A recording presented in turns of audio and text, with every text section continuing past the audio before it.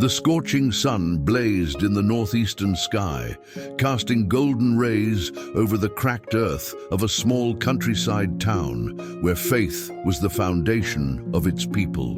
In this town lived Maria Eunice, a simple woman whose hands were rough from hard work, but whose heart remained full of hope. Since the death of her husband, she had struggled to provide for her two young children, João and Luisa. Every day, Maria would leave home before sunrise to sell cakes at the local market.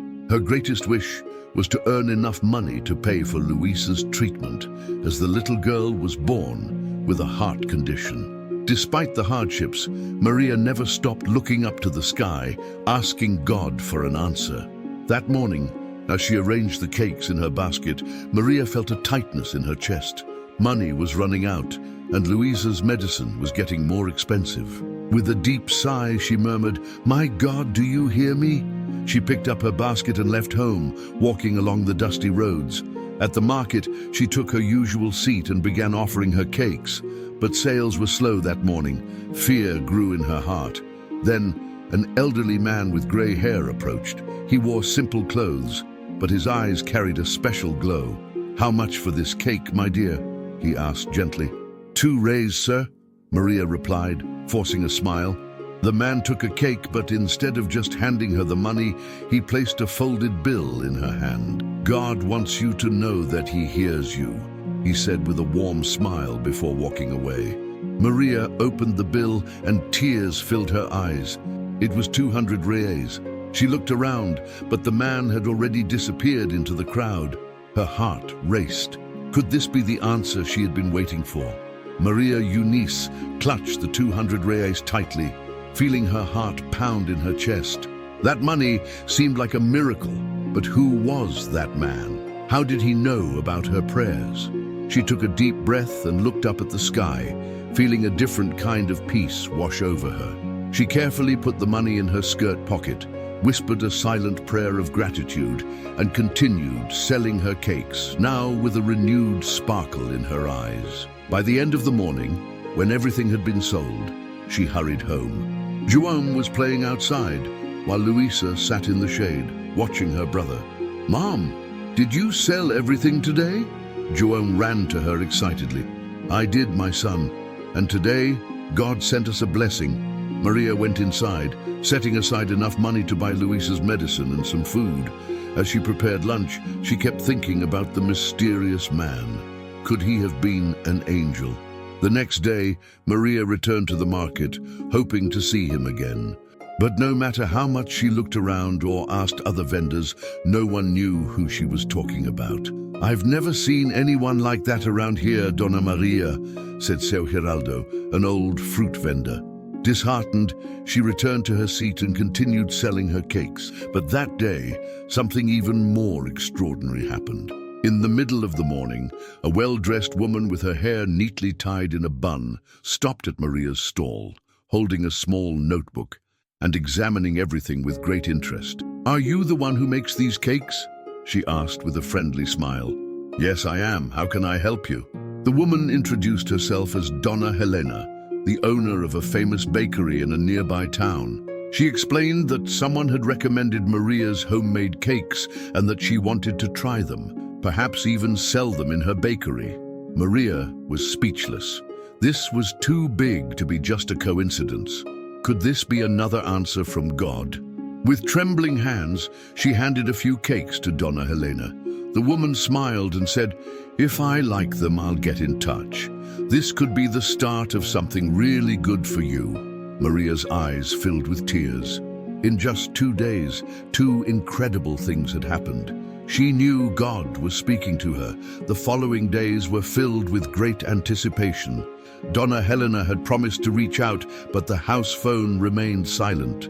While waiting, Maria kept her routine of selling cakes and taking care of her children. One night, as she sat on her small porch watching Luisa sleep, she noticed the girl breathing heavily, which tightened the mother's heart. She needed that opportunity with Dona Helena. She needed a change.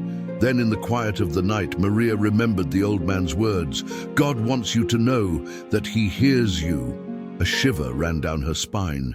With tearful eyes, she dropped to her knees and prayed, "Lord, I trust you. I know you will not abandon me." The next morning, as she arrived at the market, a surprise awaited her. Donna Helena was there, waiting. "Maria, I loved your cakes. I'd like to place a special order for my bakery," she said with a radiant smile. Maria's eyes widened. Could this be the beginning of a turning point in her life? "My God, you have no idea how much this means to me," Maria said, her voice filled with emotion. "I can imagine, but I need 20 fresh cakes for tomorrow. Do you think you can manage?" Maria hesitated. She had never made so many cakes at once. Her kitchen was small and her stove was simple, but then she felt something inside her, a certainty that she should say yes. "I can do it." Donna Helena smiled and shook Maria's hand. The deal was sealed. Maria worked tirelessly to gather ingredients and prepare the cakes. But then she hit a major obstacle. Her cooking gas ran out, and she had no money to buy more. Desperate, she ran to her neighbor's house. "Lourdes, my friend, I need help. My gas ran out and I have an important order to complete." Without hesitation, Donna Lourdes handed Maria a key. "Use my stove. You've always helped others, Maria. Now it's your turn to receive help." Maria felt a lump in her throat. Once again, God was acting through people. That night, as she baked in her neighbor's kitchen, she overheard João whisper to his sister, "I think God is talking to Mom." Maria smiled. Yes, God was speaking to her, and he was answering at just the right time. The next morning, Maria Eunice woke up before dawn. The aroma of freshly baked cakes still lingered in the air. Carefully, she packed the 20 cakes into simple boxes tied with string and asked João to help her carry them to the main road. "Mom, do you think this order will work out?" João asked, holding one of the boxes. Maria stopped and smiled, running her hand through her son's hair. "João, God never lets us down. We just need to trust."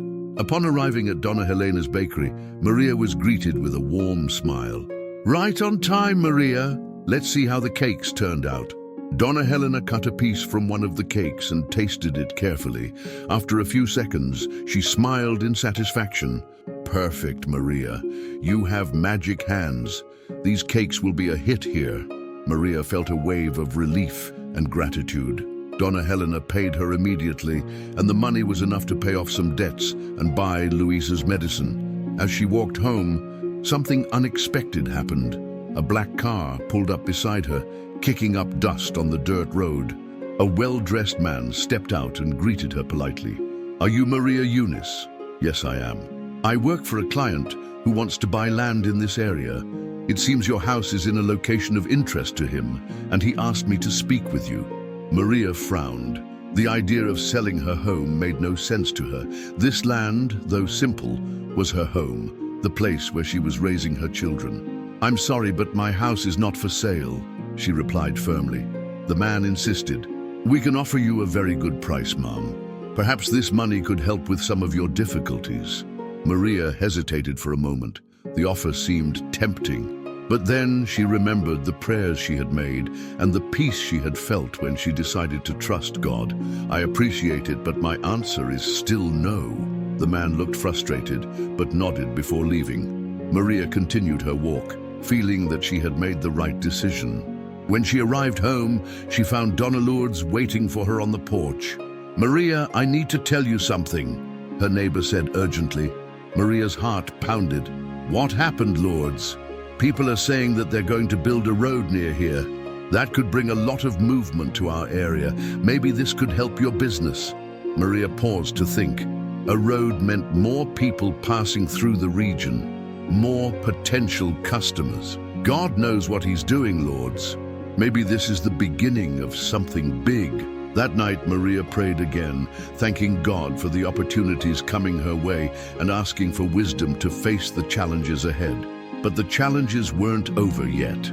In the following days, news of the road construction spread throughout town.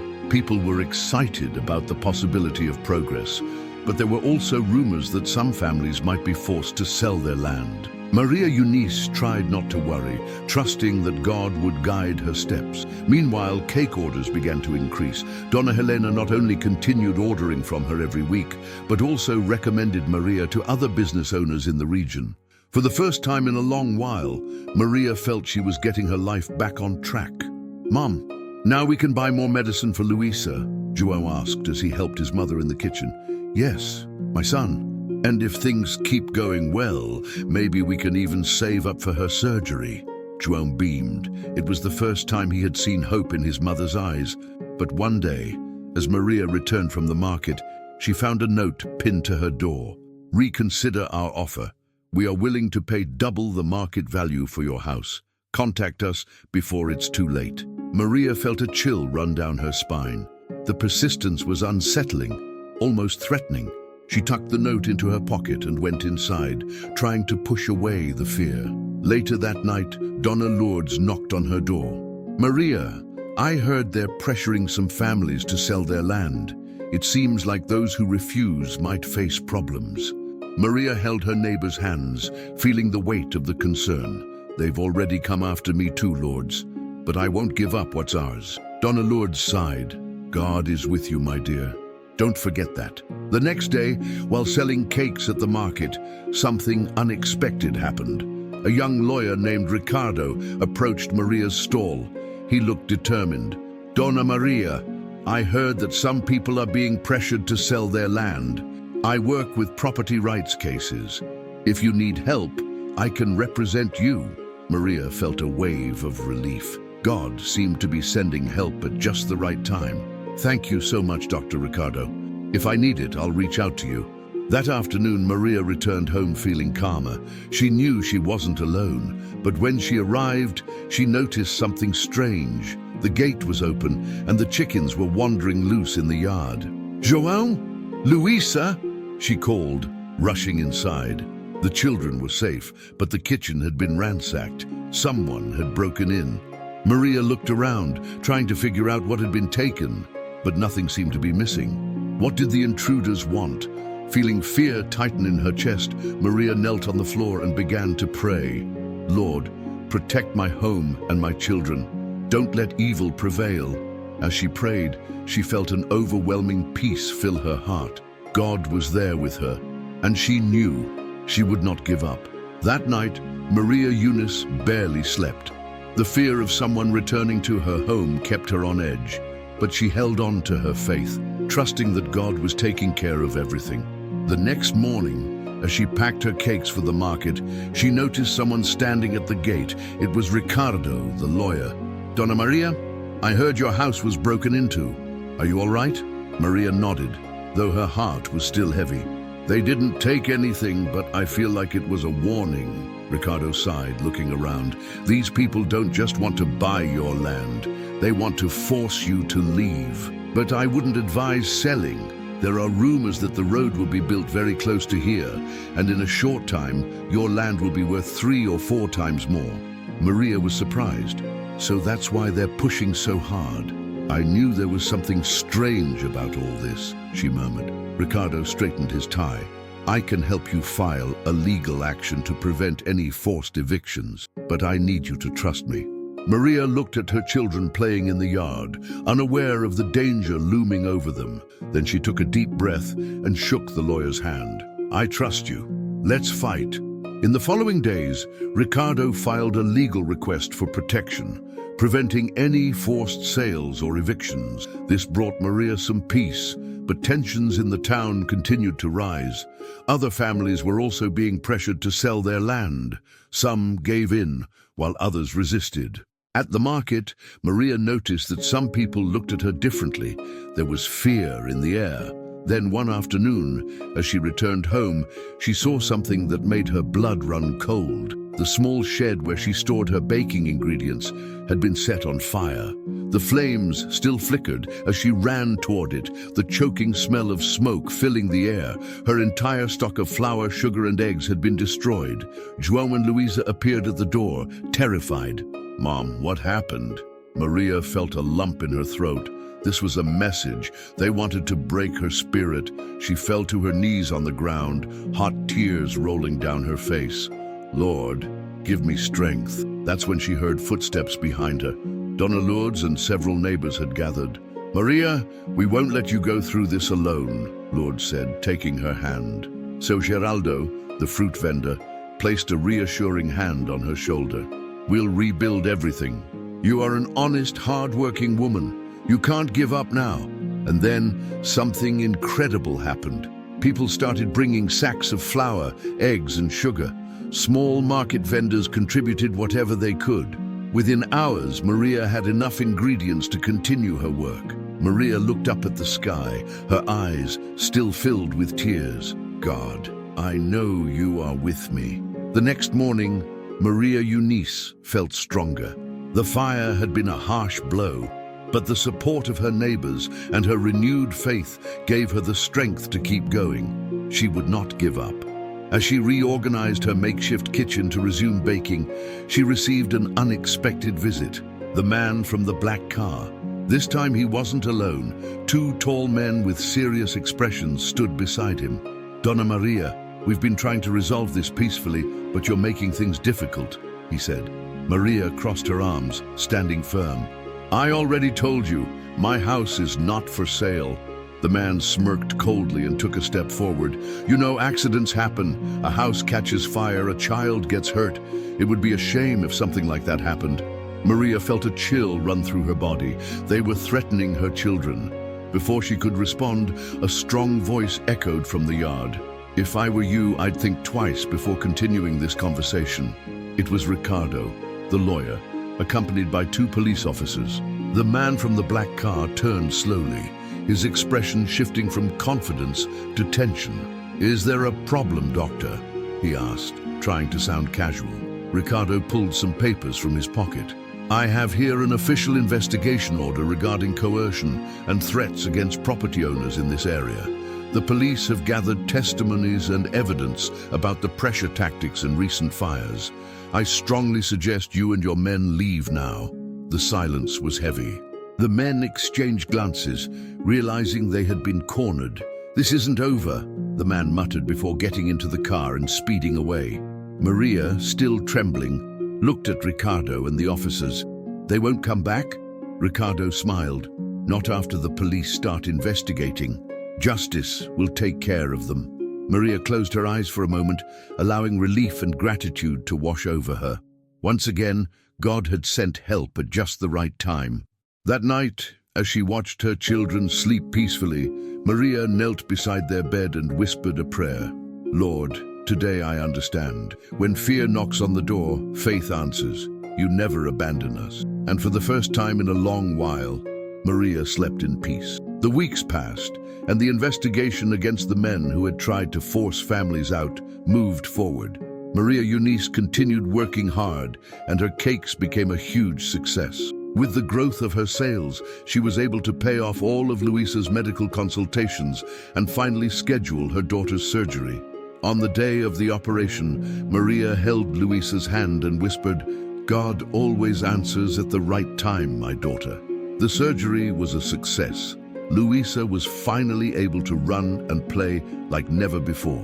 Over time, Maria expanded her business. She built a bigger kitchen behind her house and hired other women from the community to help her. Her story spread, and people admired her not only for her strength, but for her unwavering faith. One afternoon, as she was packing cakes for delivery, a familiar figure stopped in front of her house. Maria's eyes widened. It was the old man who had given her 200 reais at the market. Sir, I never forgot what you did for me, she said, moved by emotion. The man smiled. I only did what God asked me to, and he still has many plans for you, Maria. Before she could say anything else, he walked away, disappearing down the dusty road. Maria smiled, feeling warmth in her heart. God had been speaking to her all along, through people, through miracles, and through her own courage. That evening, as the sun set, she looked up at the sky and whispered the words that had changed her life. God always answers at the right time. Have you ever experienced a moment when everything seemed lost, but the answer came at just the right time? Share your story in the comments. Your experience could be the miracle someone needs to hear today. What did this story teach you? How has God spoken to you in difficult moments? Let's create a chain of faith and hope in the comments. Don't let this message stop here. Share this video with someone who needs to remember that God never abandons us. Subscribe to the channel and turn on notifications for more touching stories that strengthen the soul. And there's more. Click on the next video and continue this journey of faith and perseverance. God still has so much to show you.